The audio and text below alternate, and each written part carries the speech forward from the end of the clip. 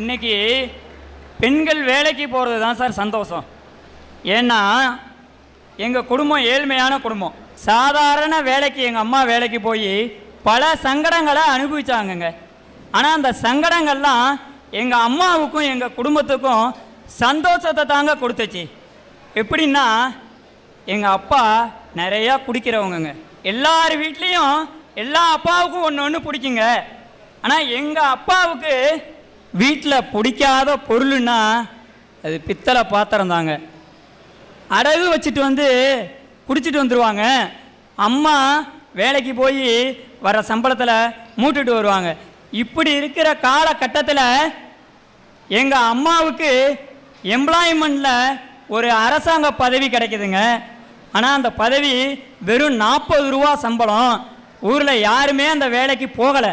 ஆனால் அம்மா மட்டும் அந்த வேலைக்கு போகிறேன்னு சொன்னாங்க. ஏன்னா 2 மகன்களை பெற்றுவிட்டோம், நமது கணவர் குடிகாரர், நிச்சயமாக நம்ம வேலைக்கு போனாதான் நம்ம பிள்ளையோட காப்பாற்றலான்னு அந்த வேலைக்கு போனாங்க. 40 ரூபான்னா பெரிய வேலை கிடையாதுங்க.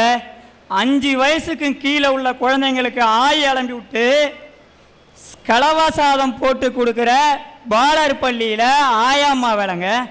அந்த வேலையை சங்கடத்தோடு ஏற்றுக்கிட்டு அதில் வர்ற சம்பளத்தை சந்தோஷமாக கொண்டு வந்து எங்களை படிக்க வச்சாங்க சார். 8வது படிக்கிறப்போ நோட்டு புத்தகம்லாம் வாங்கணும், நிறையா பணம் தேவைப்படும். அப்போ எங்கள் அம்மா சொன்னாங்க, 8 மணிலேருந்து 9 மணி பெல் அடிக்கிறதுக்குள்ளடா தம்பி, முட்டாய் உனக்கு நான் போட்டு தரேன். 10 ரூபாய்க்கு அரிசி மாவு, 1/4 கிலோ பொட்டுக்கல்ல, 1/4 கிலோ சர்க்கரை, இதை கிண்டி 120 ரூபாய்க்கு முட்டாய் போட்டு கொடுப்பாங்க சார். அதில் வர்ற பணத்தை கொண்டு வந்து அம்மாட்ட கொடுப்பேன். வர்ற சம்பளத்தையும் கொடுத்து எங்களை நல்லபடியாக 10வது 11வது வரைக்கும் படிக்க வச்சாங்க சார். காலப்போக்கில் எங்கள் அப்பா நிறையா குடித்ததுனால இறந்து போயிட்டாங்க. 11வது முடிஞ்சு 12வது படிக்கிறேன் சார் பேரளம் ஸ்கூலில். நான் பொது தேர்வில் 1040 மார்க் எடுத்து எங்கள் அம்மாட்ட கொண்டு போய் கொடுத்தேன் சார். எங்கள் அம்மா சொன்னாங்க, தம்பி நீ ஏதாவது படிக்கணும்னா யாராவது சொந்தக்காரங்கிட்ட போய் கேட்கணுண்டா. நான் சொன்னேன், எங்கள் அப்பா இல்லையம்மா, நம்ம நைனா இறந்துட்டாங்க, நான் வேலைக்கு போகிறேன், நீ வேலைக்கு போகிற, தம்பி படிக்கட்டும்னு சொல்லிவிட்டு மாயவரத்தில் ஒரு நகை கடையில் 500 ரூபா சம்பளத்துக்கு சார் 96ல் வேலைக்கு சேர்ந்தேன் சார். அங்கே எனக்கு காப்பி வாங்கி கொடுக்கணும், கண்ணாடியை துடைக்கணும் தான் வேலை. இன்றைக்கி 17 வருஷமாக அந்த கடையில் வேலை பார்க்குறேன் சார். மாயவரத்தில் எந்த ஒரு தனியார் நிறுவனமும் கொடுக்க முடியாத 15,000 சம்பளம் வாங்குறேன்னா அது எங்கள் அம்மா எங்களை சந்தோஷப்படுத்தினதுனால கிடைச்ச வருமானம் சார். இப்படியே விடலை சார், முடிஞ்சு போச்சு. எங்கள் அம்மாவை சொன்னேன், அம்மா நிறையா சம்பாதிக்கிறேன், நீ வேலைக்கு போவாதாம்மாண்ணே. போடா போ, அன்னைக்கு 40 ரூபாய்க்கு வேலைக்கு போனதுனால தான்டா நீ இன்றைக்கி இவ்வளோ சந்தோஷமாக இருக்க. என் உடம்புல தெம்பு இருக்கிற வரைக்கும் நான் அந்த வேலைக்கு போகிறேன்னு சாதாரண வேலையை கூட அவங்க கண்டுக்காமல் சந்தோஷமாக என்கிட்ட சொன்னாங்க. பார்த்தீங்களா சார், அதில் இருக்குது சார் சந்தோஷம். பெண்கள் வேலைக்கு போகிறதுல சந்தோஷம்தான் சார். பரவாயில்ல, எல்லாம் முடிஞ்சு போச்சு. எனக்கு 2001 கல்யாணம் பண்ணேன், 2 குழந்தைங்க. இன்றைக்கி 11 வருஷம் ஆகுது நான் மேரேஜ் ஆகி. ஒரு பையன் 5வது படிக்கிறான். ஃபஸ்ட்டு பர்த்டே அடுத்த பையனுக்கு முடியுது. அன்றைக்கி நைட்டு கிராண்டாக பர்த்டேலாம் கொண்டாடணும், நிறையா சம்பாதிக்கிறேமேனு. யாரு கண்ணு பட்டுச்சோ தெரியல, வயிற்று வலி துடிக்கிறான், டாக்டர்கிட்ட தூக்கிட்டு ஓடுறோம். அங்கே தூக்கிட்டு போகிறப்ப டாக்டர் சொல்கிறாங்க, ஏதோ ப்ராப்ளம் மாதிரி தெரியுது, உடனே ஸ்கேன் பண்ணிவிட்டு வா ரமேஷ் அப்படிங்கிறாங்க. தூக்கிட்டு போய் ஸ்கேன் பண்ணிவிட்டு வந்து ரிப்போர்ட்டை கொடுத்தேன். அவர் அப்படியே அதிர்ச்சி ஆகிட்டார். டாக்டர் சொன்னார், இந்த இந்தியாவிலேயே இனி எந்த குழந்தைக்கும் வரக்கூடாத கொடிய கல்லீரல் புற்றுநோய் ஒரு குழந்தைக்கு வந்திருக்கு தம்பி, அது கட்டி பெருசாகிடுச்சு, ஜீன்லேயே உருவானது, சீக்கிரம் தூக்கிட்டு போங்கிறாங்க. அன்னைக்கு முதலாளி கொடுத்த 30,000 பணத்தை தூக்கிட்டு நான் நுங்கம்பாக்கம் போகிறேன். அந்த தனியார் மருத்துவமனை நடந்துருமா கேட்டாங்க.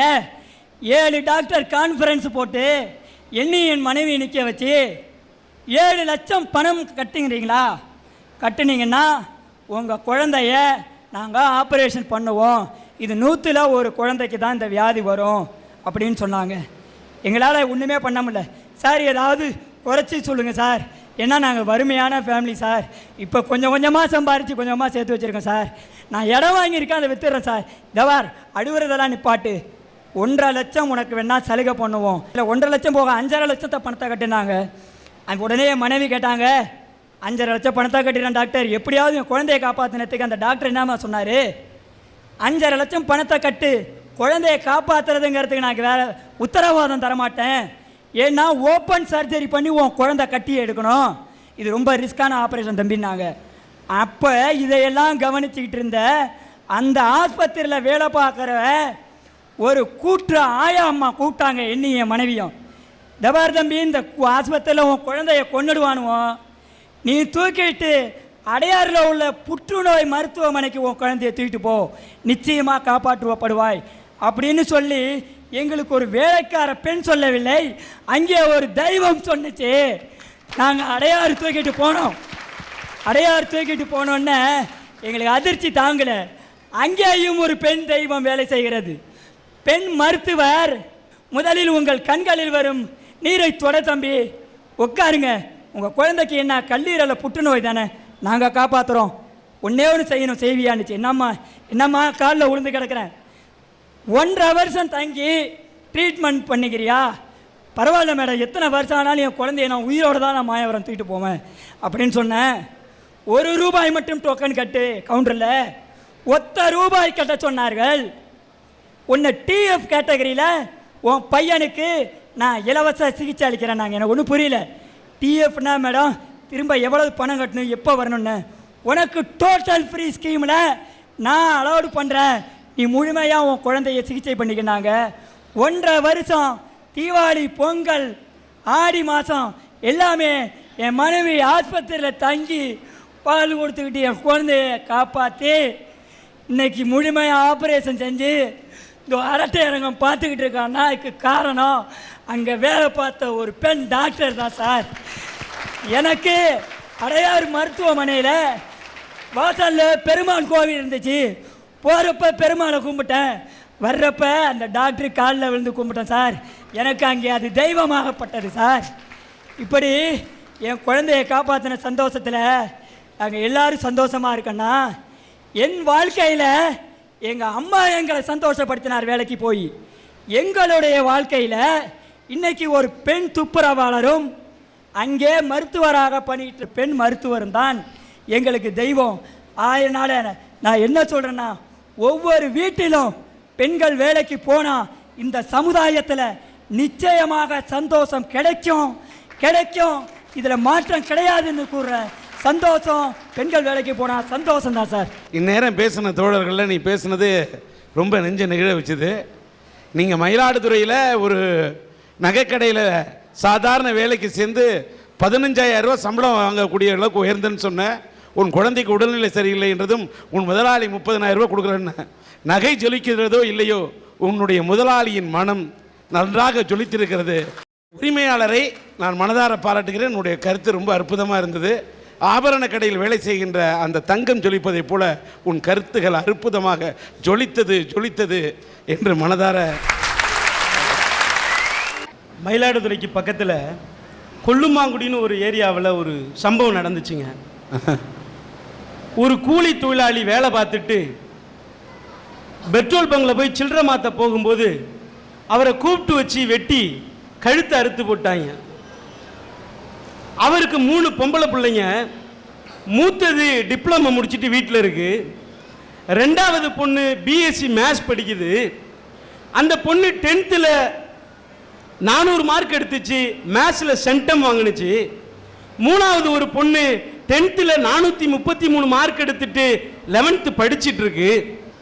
அந்த பொண்ணுங்களுக்கு ஆறுதல் சொல்றதுக்காக போயிருக்குங்க. ஒரு 4 நாள் கழிச்சு அந்த பொண்ணுங்க சொல்லிட்டு அழுகுறாங்க, எங்க அப்பா ஒரு எஸ்சி, எங்க அம்மா செட்டியாரு, எங்க அம்மாவை கண்கலங்காம வச்சு காப்பாற்றணும்னு எங்கேயுமே வேலைக்கு அனுப்ப மாட்டேன்னு எங்க அப்பா அப்படி வீட்லயே வச்சிருந்தாரு.